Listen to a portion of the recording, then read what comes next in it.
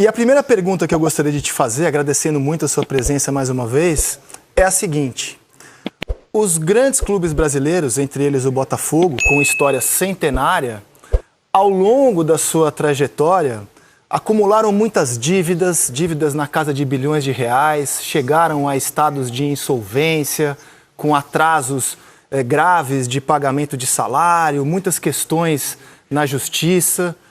Por que o senhor, um otimista, acredita que na SAF e na sua gestão vai ser diferente com o Botafogo?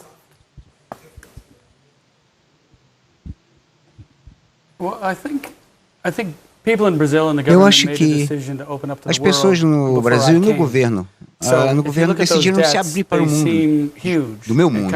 Essas dívidas parecem muito grandes na escala da economia brasileira, receitas que a gente vê na televisão e tudo.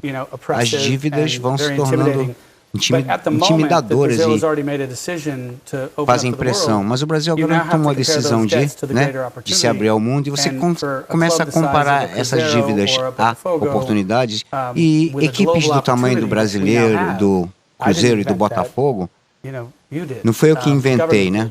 O governo, aqueles que mandam no esporte tomaram essa decisão de abertura. Então, há oportunidade global de realmente clubes muito grandes que podem ser respeitados no mundo. É exatamente isso. Isso é a minha oportunidade de entrar em algo muito forte de uma maneira acessível. PC? Senhor João, boa tarde. Marcou muito nessa sua chegada ao Botafogo. Logo após a vitória sobre o Fortaleza, no Newton Santos, o senhor entrou em campo com a bandeira e ficou, inclusive, emocionado. Esses primeiros meses administrando o Botafogo, o que mais o senhor tem visto de forma favorável e olha dizendo assim, valeu a pena porque o Botafogo está me possibilitando eu viver determinadas experiências que talvez eu não tenha vivido nem no Crystal Palace, por exemplo?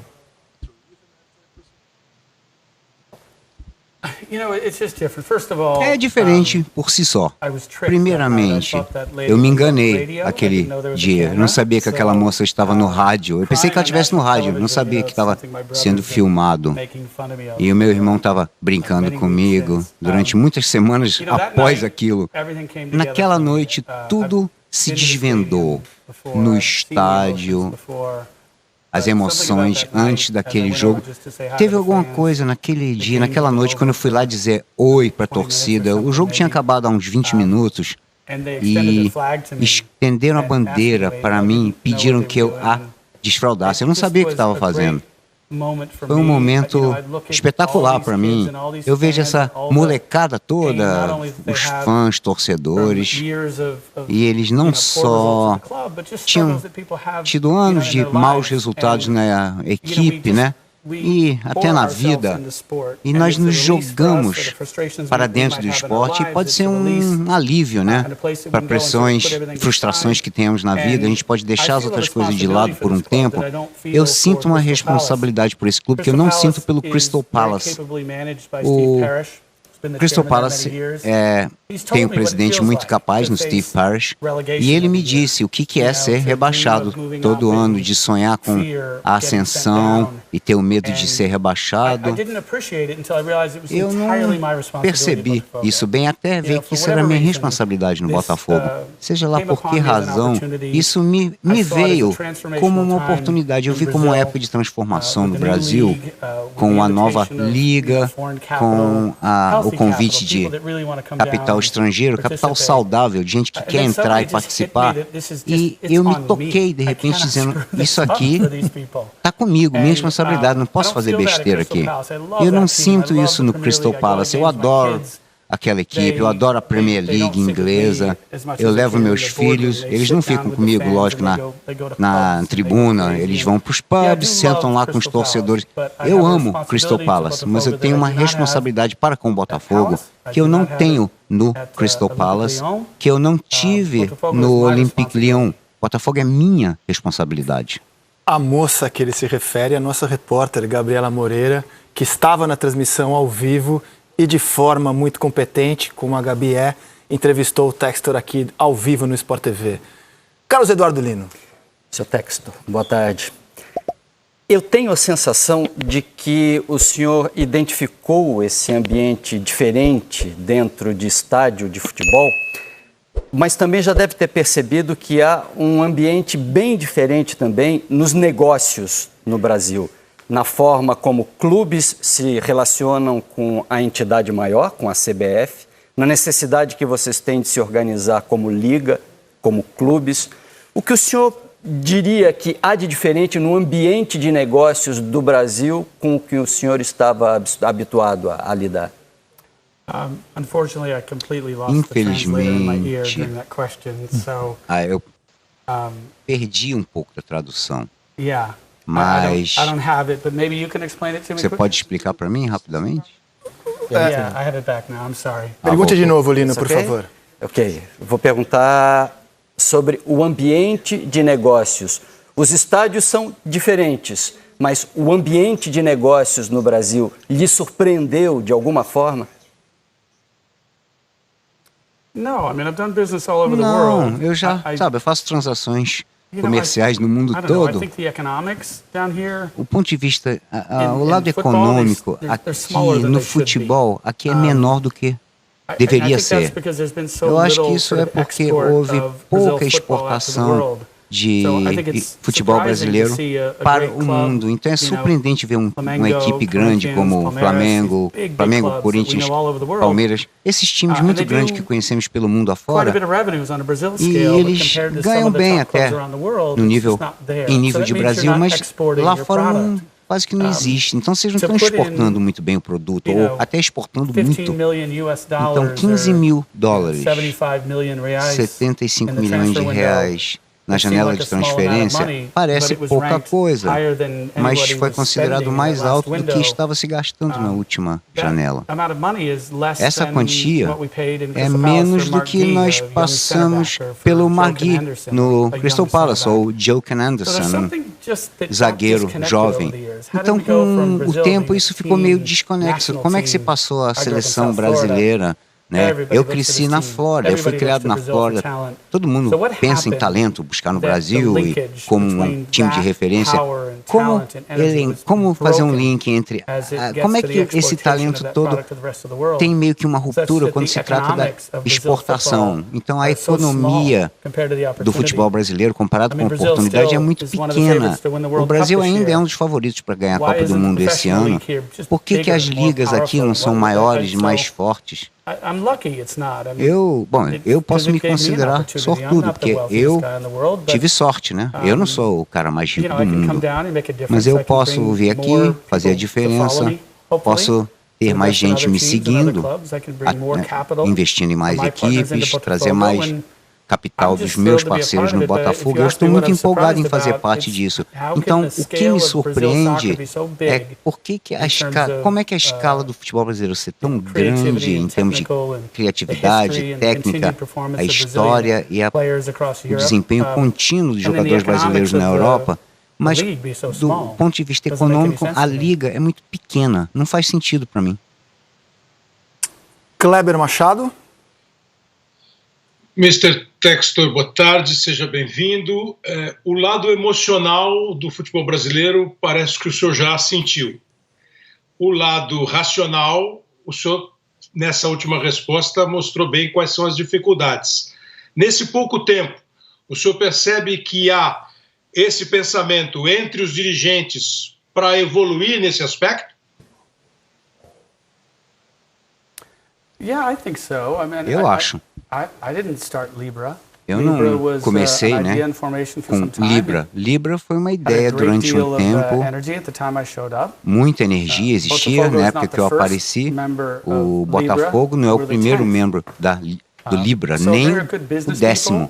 Então, muitos empresários de outros excelentes clubes, eu não entendo por que o timing é agora, a hora certa é considerada agora, mas os líderes do futebol brasileiro decidiram se juntar para fazer o que fizeram na Premier League, na Inglaterra, há 25 anos.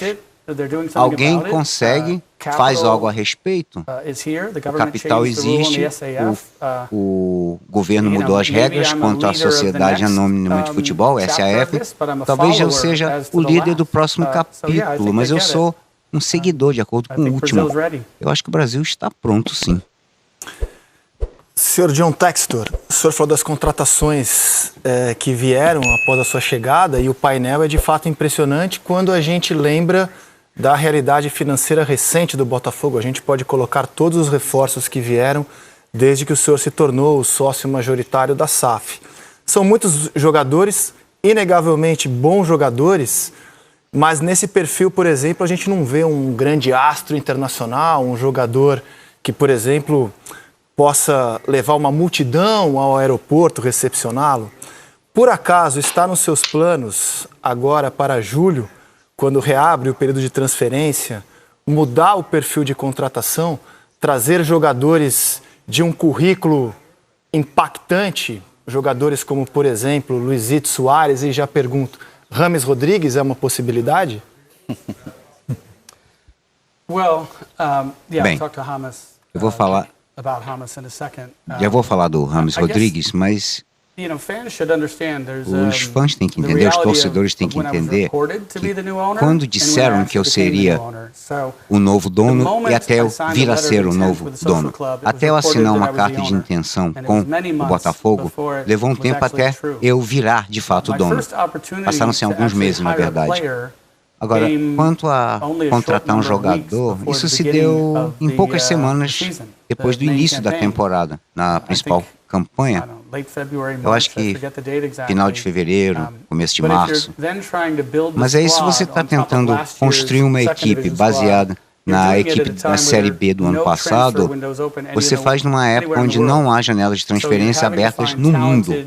Então você está tentando encontrar jogadores talentosos que estão ali à beirada de um elenco que praticamente não existe, digamos assim. Em julho, com a grande janela que vai se abrir, jogadores experientes, em desenvolvimento, famosos, excelentes. Julho e agosto, está todo mundo indo e vindo, né?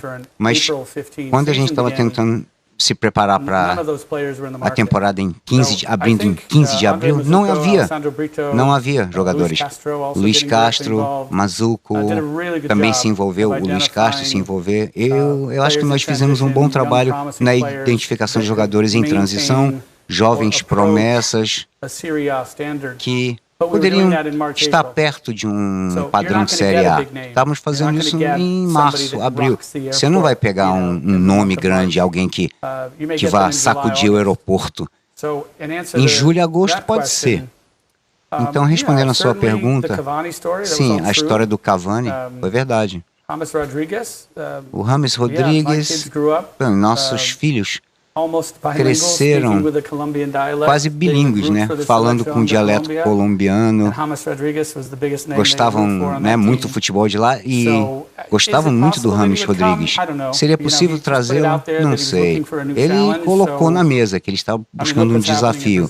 Mas olha o que está acontecendo no Brasil, né? Por que alguém não iria querer vir aqui nesse ponto da história? Então, conversamos com ele, espero poder convencê-lo a juntar-se a nós, mas não se trata de nomes famosos, um nome famoso que joga bola, né? Na maioria das vezes, até que um torcedor veja um grande nome e diga, Sr. Textor, temos que colocá-lo no elenco. Aí chega uma hora, já está velho demais, está lento demais, os filhos dele já têm 17 anos, não quer sair da Alemanha ou não quer sair do colégio, seja lá onde estiverem. Tem um equilíbrio de ir atrás de uma grande estrela que custa caro e que não joga mais, ou então eu vou atrás do próximo grande jogador que tem 24, 29 anos. É isso que buscamos, um equilíbrio, digamos assim. Desculpe, o Cavani ainda é uma possibilidade? Ainda está no radar do Botafogo, já que o senhor confirmou que foi atrás dele? Não, ele não está mais no nosso radar. Eu ainda gosto muito dele. Eu acho que eu fiquei muito feliz em ver o Crystal Palace ganhar da equipe dele, né, no final do ano. Naquele dia eu não fui fã dele, mas eu sou fã dele ainda, né? Mas ele não vem, não. Não estamos nem mais conversando. Senhor Textor, semana passada, torcedores invadiram o centro de treinamento do Botafogo, fazendo cobranças aos jogadores. Essa é uma cena comum a outros clubes no futebol brasileiro. De que maneira o senhor viu isso? E se o senhor tem alguma proposta ou já fez já teve uma reflexão sobre como fazer para que isso não se repita, não apenas no Botafogo, mas no cenário de negócios do futebol brasileiro? Bom, não há praticamente nenhum modo de se evitar, né, de se suprimir a emoção de uma torcida quando ela quer passar por cima da segurança. No jogo do Crystal Palace com o Everton, na Inglaterra, no ano passado, onde eles conseguiram ganhar uma partida que assegurou sua continuidade na Série A de lá, a Premier League, tinha muita segurança lá. E é o poder da torcida, nada a se fazer contra. Não tem como. Podemos trabalhar mais a segurança, sim. Já fizemos e vamos fazer mais. E como é que nos sentimos? Eu fiquei de coração partido. Eu vi o que estava acontecendo na minha frente e à medida que eu assistia, eu perdia jogadores que eu estava tentando recrutar. Um jogador muito importante que talvez tenhamos perdido. Pode ser que consigamos recuperar algumas situações, mas algumas das pessoas que foram registradas na Câmara, batendo no peito, dizendo vamos lá peitar os jogadores. A mesma pessoa. São as mesmas pessoas cujas mensagens eu leio no Twitter e que me dizem, dá para você ir atrás de tal jogador? Você promete trazer tal jogador? E o jogador de que mais falavam pode agora não vir mais por causa daquele dia. Então, quando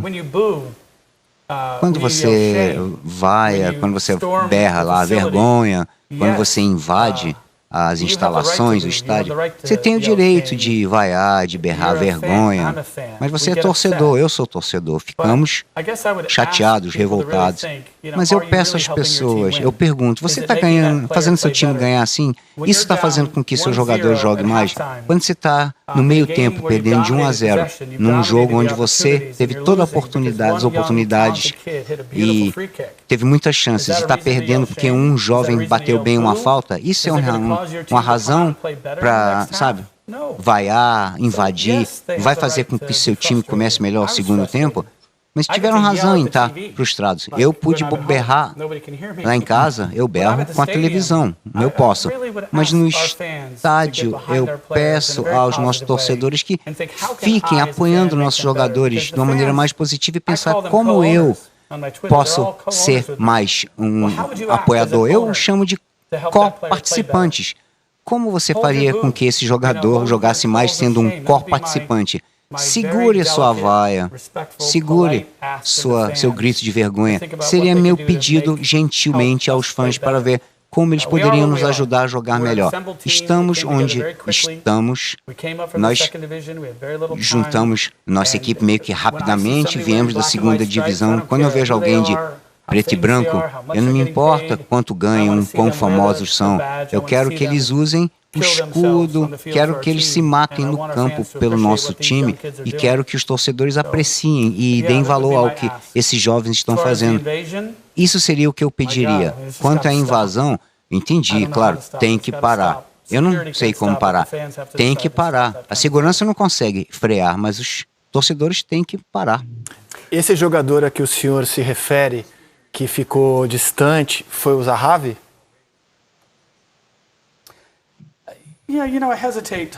Eu hesito aqui em falar da pessoa, mas as pessoas sabem de quem eu estou falando, eu diria. Grande jogador, veterano. Geralmente, jogador veterano traz consigo mulher, filhos, família. Ele não está obrigado a vir. Já é público que ele gosta do nosso projeto, está gostando do momento, não só do Botafogo, mas do Brasil.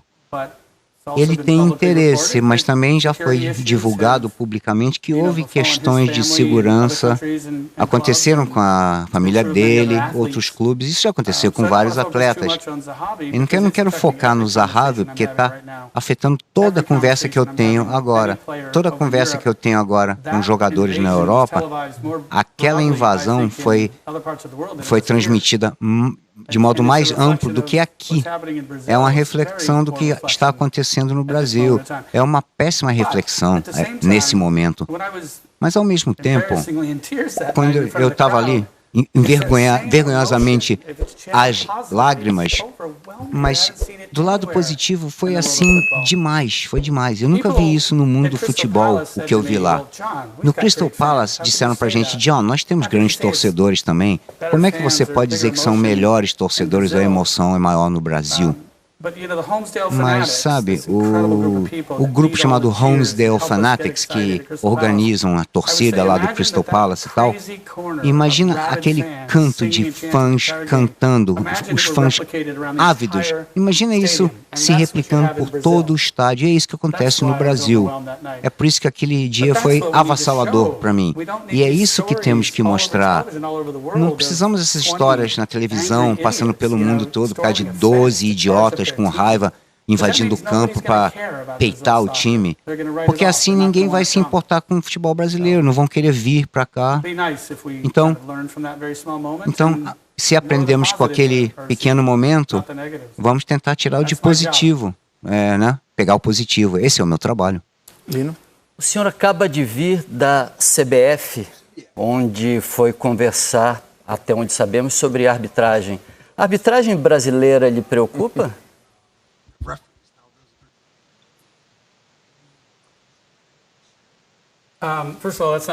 Não, primeiro, não é verdade. Eu fui lá pela comida. A comida na lanchonete da CBF, eu nunca vi nada igual no Brasil. Recomendo que todos passem lá. Não estou dizendo que eles gastaram, sabe, muito dinheiro, teve lagosta, esse tipo de coisa, não. Mas vamos tentar recrutar o chefe deles. Mas eu tive uma grande reunião com o chefe de arbitragem. A questão com a qual nós teríamos nos preocupado já tinha terminado no início da reunião. Uma situação específica no jogo recente e responsabilização adequada e a disciplina naquele caso já tinha sido decidido. Eu acho que aquilo vira um bom exercício profissional para aquela pessoa. É um momento para se parar, refletir. Nós ficamos satisfeitos com a decisão da CBF antes de aparecermos lá. A reunião teve a ver com dar o próximo passo. A nossa ideia é, se estamos criando uma nova liga em um novo momento, se pudermos pegar as lições aprendidas e levá-las pelo mundo todo, por exemplo, a implementação do VAR, o que eu acho que tem que acontecer é que os juízes têm que ser pagos como profissionais em tempo integral. Atletas têm que treinar entre jogos, os juízes também, os árbitros também. Tem tanta coisa que acontece num jogo que acontece pela primeira vez. Um juiz pode olhar para uma situação, a posição dos jogadores, do corpo deles, da bola, seja da mão até a cabeça ou da cabeça até o gramado, coisas podem ser vistas pela primeira vez por causa da variabilidade do futebol. Muita coisa pode ser vista pela primeira vez.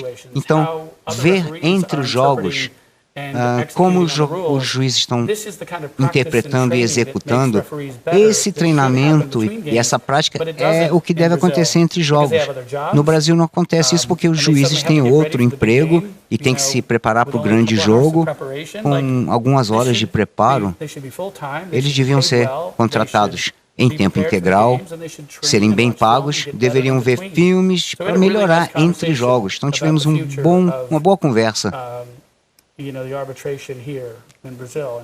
sobre a arbitragem no Brasil. E é isso que eu acho legal do Brasil.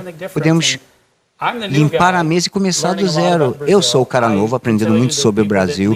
Eu posso dizer para vocês que os líderes desses outros grandes clubes, eu acho que o torcedor brasileiro tem que estar bem feliz.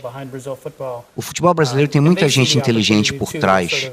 Então, eles também podem ver a oportunidade de começar do zero, olhar para o futuro, aprender com o que aconteceu lá fora, melhorar o jogo, não só para o Brasil, mas para o mundo.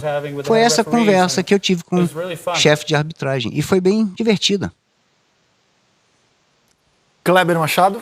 Sr. Textor, nessa primeira entrevista, o senhor se mostra um homem muito bem informado, com conceitos de futebol, com a sensibilidade do ambiente e um homem de negócios, eficiente e bem-sucedido. E percebeu que o brasileiro tem pressa.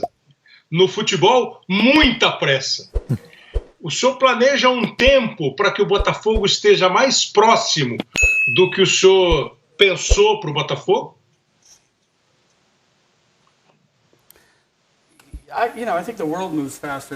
Bom, o mundo está se movendo mais rapidamente hoje em dia.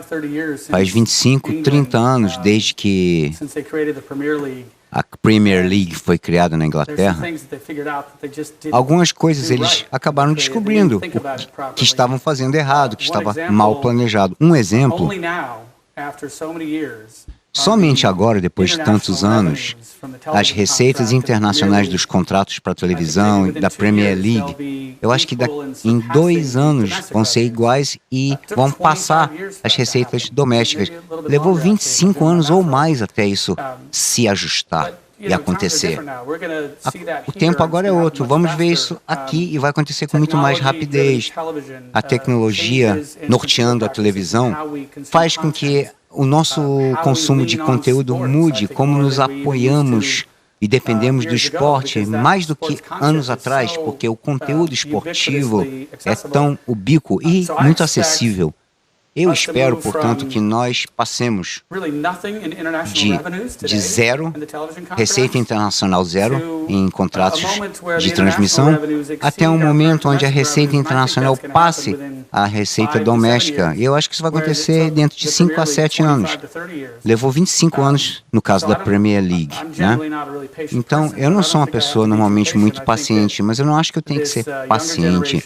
Essa geração jovem, o consumo de conteúdo deles, as ferramentas que eles têm para consumir os conteúdos, tudo está muito acelerado. Então, o que nós precisamos fazer é falar um pouco menos sobre quanto vamos ganhar do investidor nas transmissões e como vai ser dividido entre os times e as equipes. A conversa tem que ser sobre estabelecer a liga e a sua governança corretamente.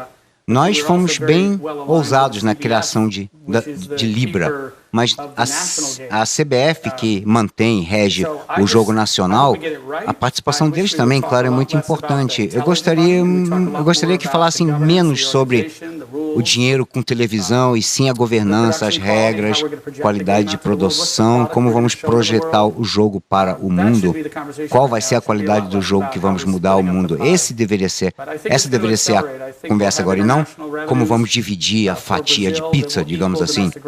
Eu acho que dentro de 5 a 7 anos vai chegar e ultrapassar as receitas domésticas. Eu tenho sorte de ser parte disso, me sinto sortudo com isso. Queria repassar agora uma pergunta do torcedor do Botafogo. Eu anunciei a sua vinda no Twitter e pedi perguntas de torcedores. E, para minha surpresa, muita gente querendo saber de estrutura, entendendo como estrutura pode ganhar campeonatos, ganhar jogos.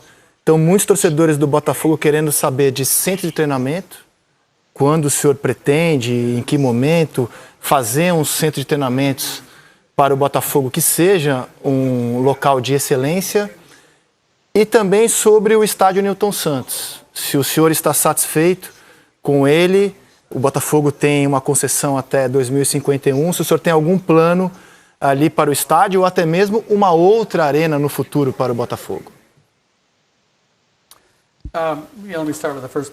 Bom, começando com a primeira pergunta, eu pessoalmente, eu passo a maior parte do meu tempo vendo jogos juvenis, júnior. Eu tenho uma escolinha na Flórida. Antes de entrar no negócio de futebol e adquirir o Crystal Palace, eu assistia 200 a 250 jogos por ano.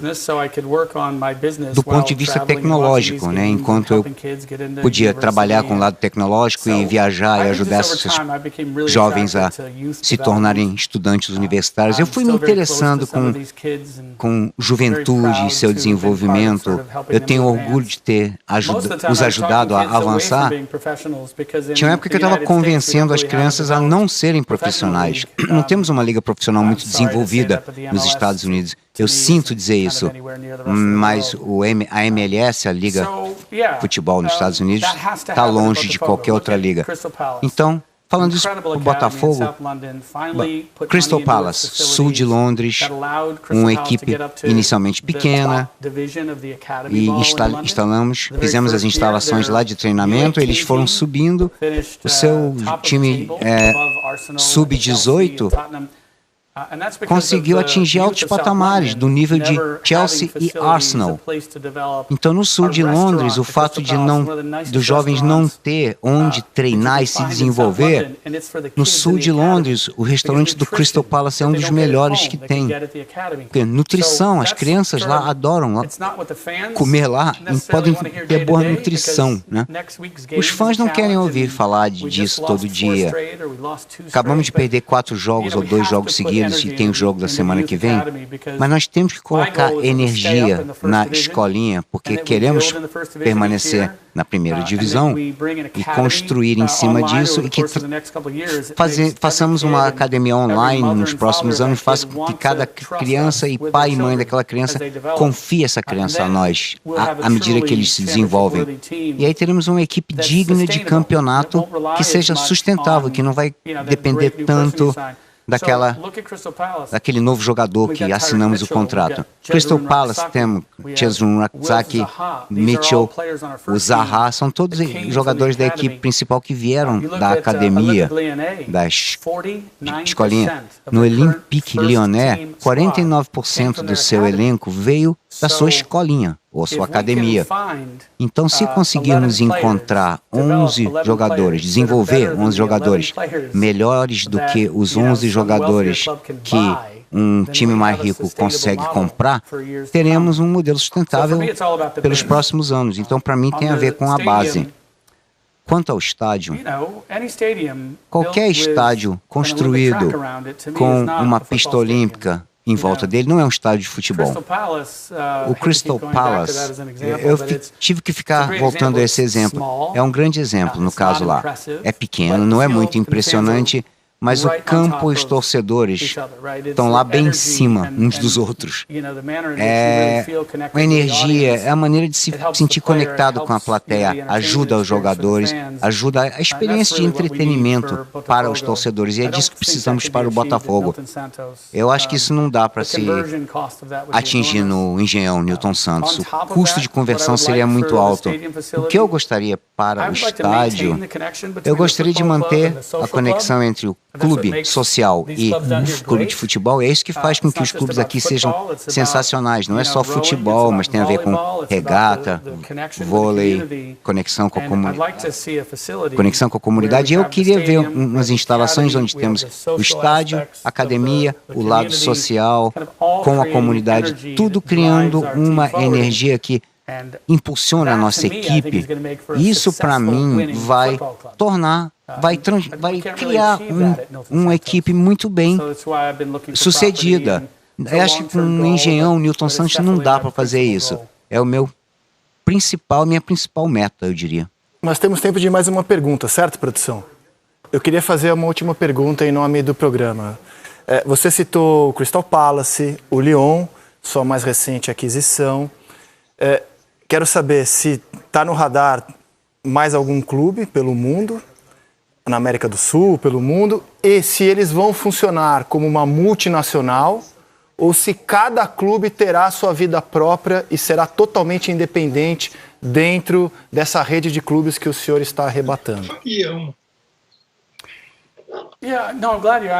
Não, obrigado pela pergunta. Algumas pessoas pensam que isso é uma estratégia comercial, comprar clube um atrás do outro. Essa coisa multiclube que está acontecendo pelo mundo, eu não gosto muito dessa tendência. A nossa abordagem é adquirir clubes, comprar clubes. Eu estou pensando bem seriamente em fazer outro investimento ou não num nível muito significativo, mas a dinheirama quebrou o futebol pelo mundo, nas grandes ligas, até na Premier League. Quando tem um estado soberano, como Bahrein, Abu Dhabi, onde há uma liga onde só tem 1 ou 2 campeões todo ano, em Portugal a gente só tem a perguntar qual dos 3 vai ser o campeão. Está começando a acontecer na Inglaterra. Toda vez que alguém que não era dos principais times ganhar a Premier League, a última vez que aconteceu isso foi em 2015 com o Leicester, que foi uma aberração. Então não há limites quanto ao que se pode gastar. Eu gosto da ideia de que ainda se trata de 11 homens ou mulheres, uma bola contra outros 11 ou outras 11. Há bolsões de jogadores, como na América do Sul, Estados Unidos, que ninguém nunca viu. Não tem academia, escolinha. Toda criança na Europa, com 9 anos, já tem um agente lá tentando contratá-las. Mas na América do Sul, é difícil ser visto, descoberto, desenvolvido. E nos Estados Unidos, por causa das regras, é impossível passar dos Estados Unidos para jogar na Europa.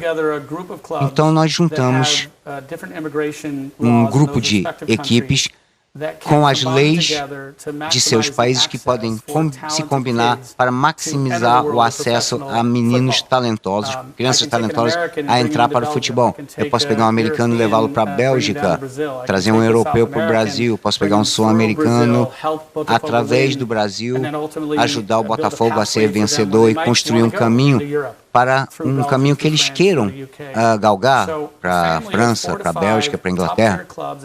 Então, essa coisa de 4, 5 clubes de primeira, clube grande não pode alimentar o outro.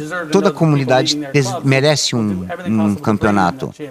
Esse campeonato, para que eles ganhem, tudo vai ser feito para conhecer.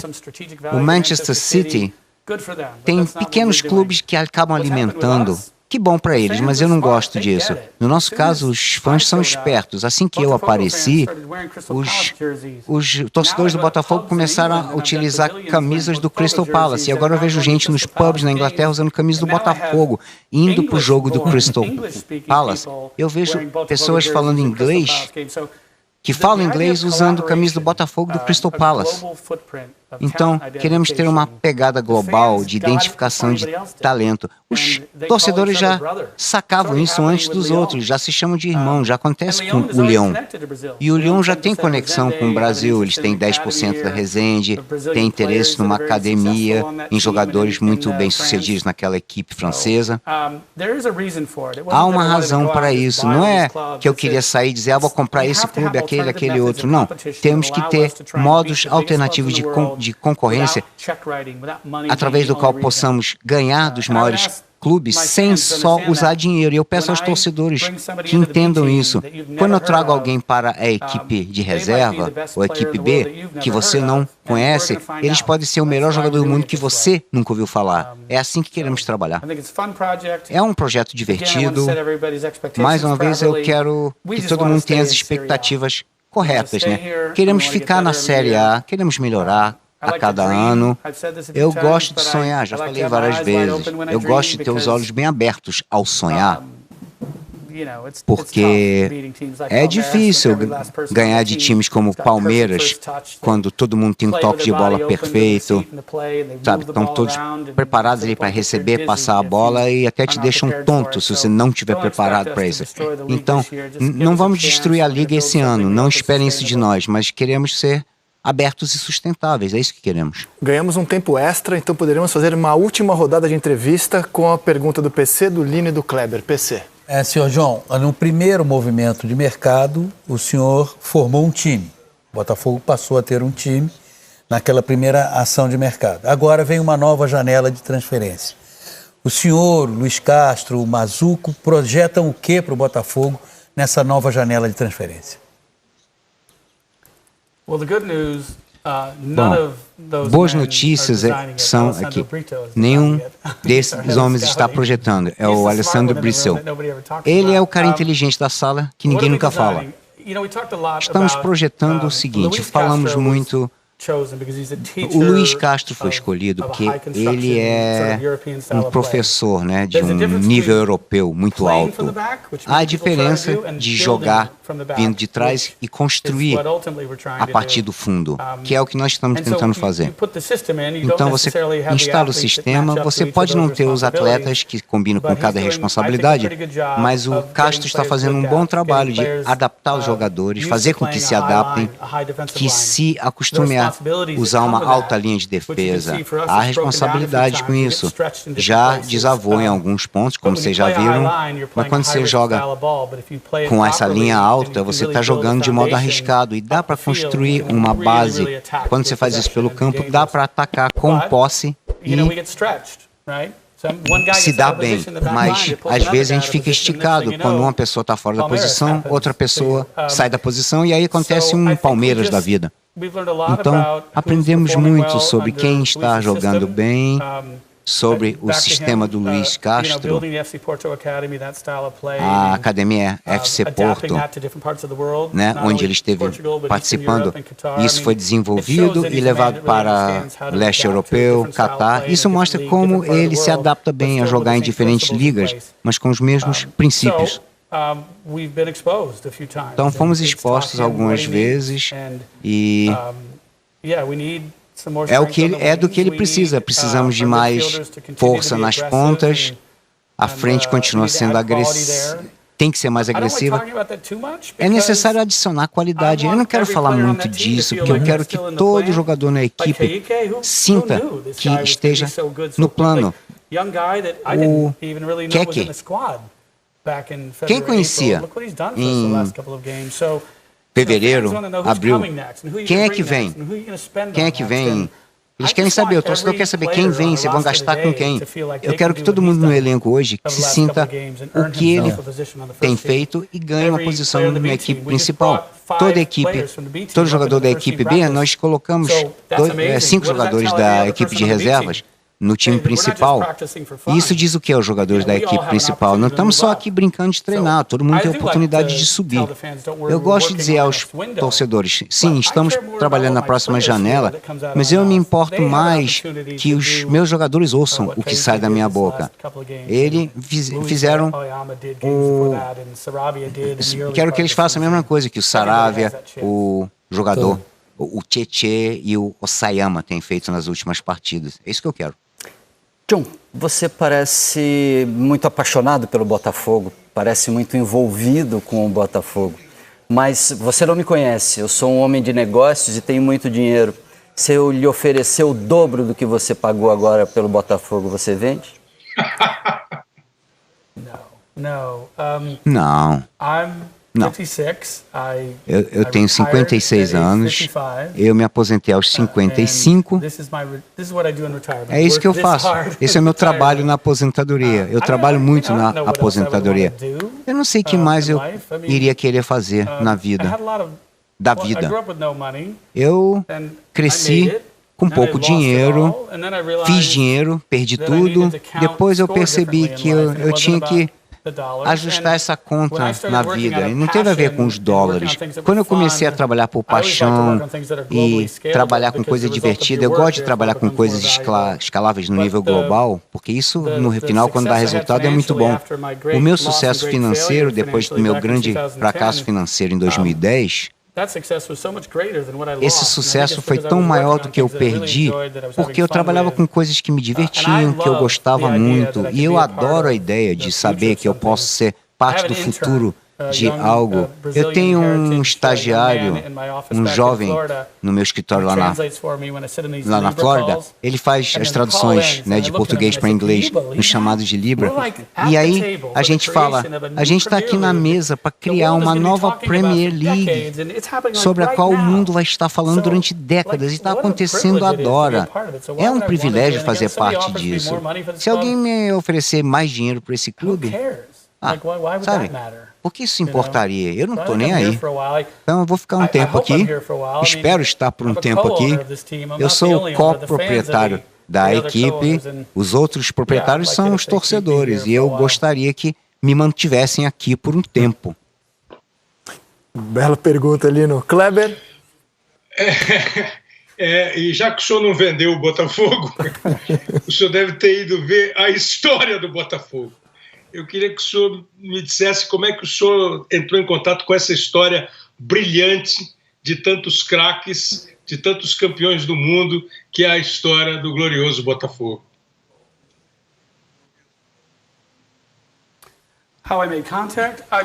Contato, como é que foi? Eu me lembro das listras pretas e brancas. Tem muito time aqui listrado. Eu vou ligar para o Santos e para o Atlético Mineiro e pedir para eles mudarem o uniforme, porque acho que nós vestimos as listras melhores deles. Eu pensei, ontem eu fui ver o jogo e falei, ué, o Botafogo tá jogando? Sabe? Falar para aquele pessoal tirar o nosso uniforme. É um nome que vocês ouviram para sempre. Como eu cheguei, eu já contei essa história. Eu queria comprar uma coisa pequena, de alta qualidade, um clube de alta qualidade, fácil de gerir. E esses dois jovens que trabalham no Botafogo me convenceram a ir atrás de algo maior.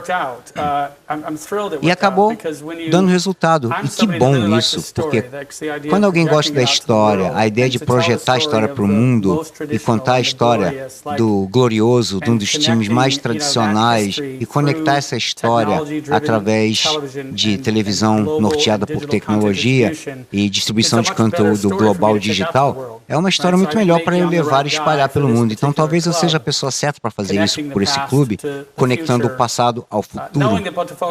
Sabendo que o Botafogo está bem atrás dos outros grandes clubes no momento. Eles também têm uma história a contar que talvez seja maior e mais bem sucedido nos últimos anos do que a do Botafogo. Mas o tecido de histórias e clubes se junta nesse caso, quando contamos a história do Brasil para o resto do mundo. A minha parte é Botafogo e Libra. A do Rodolfo é Flamengo e Libra. A da Leila é Palmeiras e Libra. Somos todos Brasil, somos todos Libra, daqui para frente, evoluindo. Cada um de nós tem o seu papel. Eu não sei se isso respondeu a sua pergunta, mas é assim que eu entrei nessa seara, digamos assim. Eu queria agradecer ao John Textor pela primeira entrevista que ele concede a um programa de televisão ao vivo aqui no Brasil, agradecer ao Botafogo. E se ele quiser usar os nossos últimos momentos na televisão, a audiência está altíssima hoje. Se quiser dizer algumas palavras para o torcedor do Botafogo que nos assistem para a gente encerrar o programa de hoje, John. Tem um jogo importante no domingo. Antes disso, tem um jogo muito importante no sábado com o Sub-20. Eu vou estar lá assistindo. É o futuro do clube. Afinal de contas, o Botafogo tem a ver com toda faixa etária, todo menino e menina, homem e mulher que utiliza o uniforme alvo e negro, te dando a alegria como torcedor. Então, estamos construindo de baixo para cima, da base. Quando chegamos no estádio Newton Santos e tem as grandes festas, vamos mostrar isso para o mundo, porque o Engenhão é a maior coisa que eu já vi no mundo do esporte. Chegar lá com vocês todos lá. Claro, isso se aplica a todo time brasileiro, não é só o Botafogo. Então vamos ter um festão no domingo. Antes disso, vamos participar de uma festa pensando nos Sub-20. No sábado, vamos pensar na equipe de reserva, ou a equipe B, que quer chegar à equipe A. Vamos pensar em todo mundo que utiliza, né, que usa o preto e branco. Obrigado por me deixarem usar preto e branco. Quando me derem uma camisa, que sejam extra grande, por favor, porque eu tenho tanta camisa que eu nem sei mais qual usar. Queria agradecer ao John, a vocês que nos assistiram até essa prorrogação do Seleção de hoje.